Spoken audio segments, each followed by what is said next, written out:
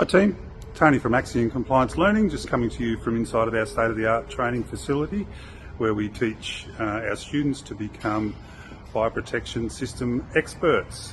So I'll just flip this around and take you through our dry systems or fire detection control indicating equipment training facility.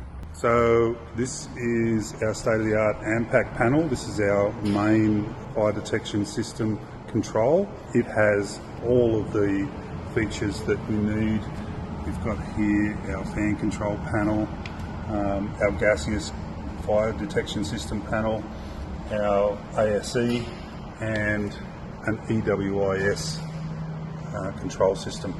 Moving along, we have 5 systems connected here to try and give our students a realistic view of what they're going to see out there in the workplace as they do their fire protection training and work. And this is another AMPAC, older AMPAC panel. It's an addressable panel and it supports all of these devices which are connected to that particular panel. And we've got our good old notifier panel, which is a non-addressable system, and it supports the second lot of stuff here. And we've got a magnetic door holder connected here. We put barcodes on all of our devices, and this allows us to use a web app, our maintenance partner's web app, to test the systems and create awesome reports and logs, not only for training purposes but for industry compliance, customer compliance, I guess.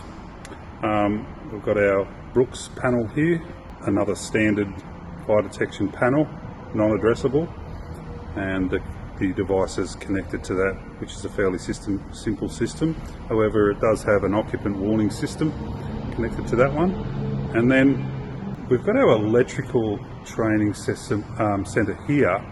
We use this to train our students in restricted electrical licence application and training, and we also use these motors as pumps connected to the fire detection system, because when we've got ancillary equipment connected, we need to prove that the functionality of the system is working correctly. So this system here actually supports our fire detection system training as well.